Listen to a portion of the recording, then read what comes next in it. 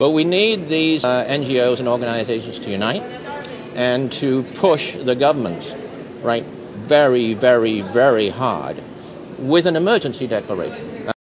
I'm Dr. Peter Carter. I'm a medically trained doctor. I'm here to represent the Climate Emergency Institute. We're a Canadian-based institute, but most of our faculty is intentionally chosen from people from the most climate change vulnerable regions. And what we do is we're an internet-based operation, and we follow the research and we write up the research. Our members in, for instance, Bangladesh, Africa, Pakistan, and they write up the research from the point of view of what is actually happening now with regards to climate change impacts in their own regions. Mm-hmm. But our primary mission is to communicate, is to bring the voice of the most climate change vulnerable regions and populations who are being severely impacted now. An estimated 300,000 people a year are being killed from climate change. So our mission is to bring that voice to the Northern Hemisphere, to the developed regions, and to a wider audience through blogging and articling on the net. Can I ask you, what are the most the most affected regions, the regions that have been most affected by climate change? The science, of course, for decades has advised that, unfortunately, tragically, the most climate change vulnerable regions that are in the tropics and the subtropics and the small island states and Africa, of course, sub-Saharan Africa, those most climate change vulnerable regions, they also have the most socioeconomically deprived populations. So this is a tragic connection of climate change impacting these regions very severely. Those people are totally dependent on their own agriculture, fisheries, etc. They have to buy food on the international market, and so that's another big point that's coming up right now because of increased drought in the Northern Hemisphere, which I would like to give a mention to. They're being impacted severely now, and there's really not enough awareness of the fact that this is a disastrous situation for these regions all over the world, and it's terrible because it's been predicted for decades. Research is showing that these regions already are losing yields on their food production. You said something earlier which was interesting. You said that 300,000 people in the world yeah, are affected or are worldwide. There was a large report. It's still a unique report, unfortunately, issued in 2009. That was the Copenhagen conference year, of course. That estimated worldwide, and these are 99%, these vulnerable regions and populations. Some in the Northern Hemisphere, of course, I mean, floods and situations like that, but a small minority. 300,000 people are being killed a year. Millions are having their lives severely impacted. Just consider the flooding in Pakistan alone in 2010, affected badly, driven out of their homes. Pakistan is still trying to recover from the flooding of its main agricultural region. Let me ask you a question. What is your opinion of larger scale processes like COP17 in Durban, the Rio conference? Are these types of meetings effective? Absolutely not. The international community now, civil society, has really come around to the fact that, again, it's a tragedy. It's not the process. IBON, which is a big human rights NGO, is currently, they have representatives at the intersessional meeting in Bangkok of the COP nations.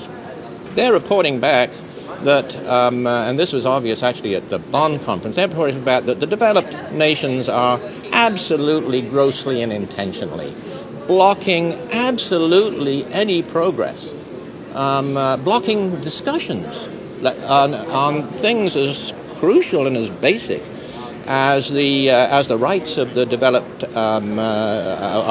nations and these populations enshrined in the 1992 Climate Convention, to have financing and technology transferred to them. So the developed nations, the industrializations, are even stopping that.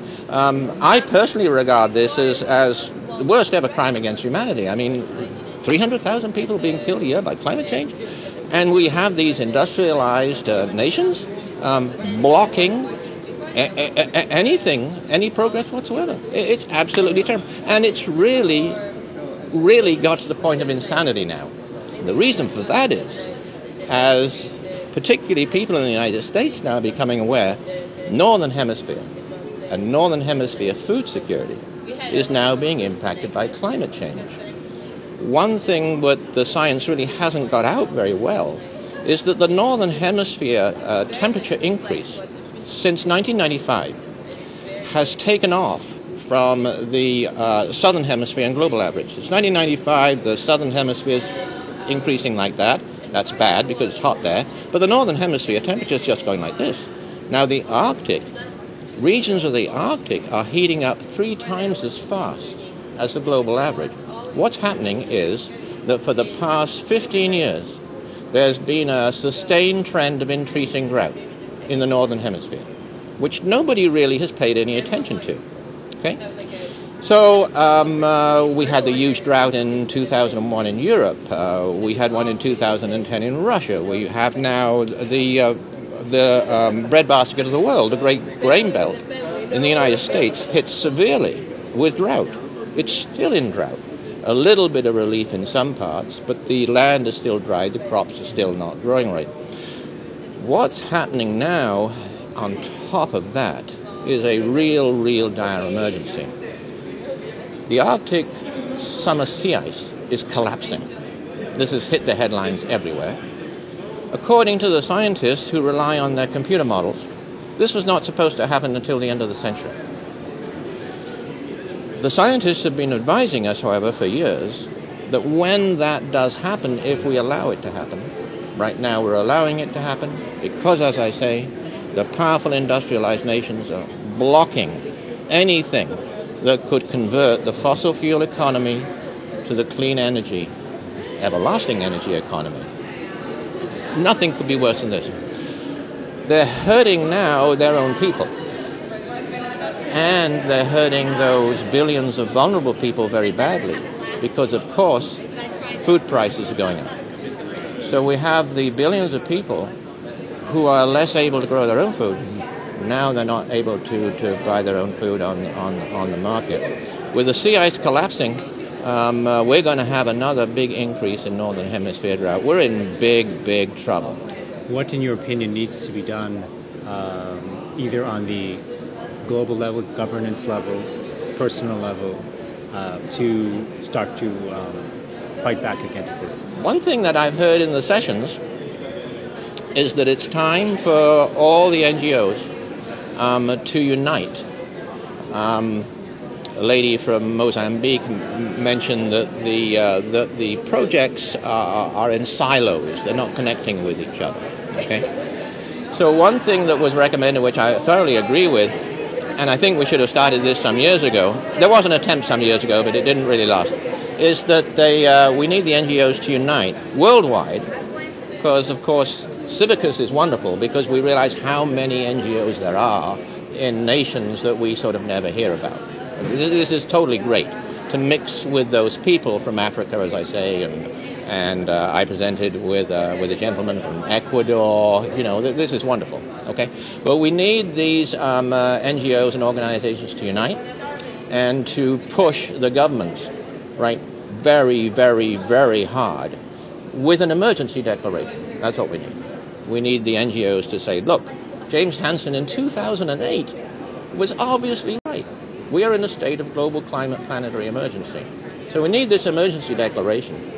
And then based on that declaration, we can apply great pressure to the developed nations, particularly the United States, to get real on climate change. Because if we don't, it's not just a matter of sustainability now. We're looking, this is a question of survival right now. It's got that bad because we've wasted that much time. Well, Doctor, I thank you very much for according to your time.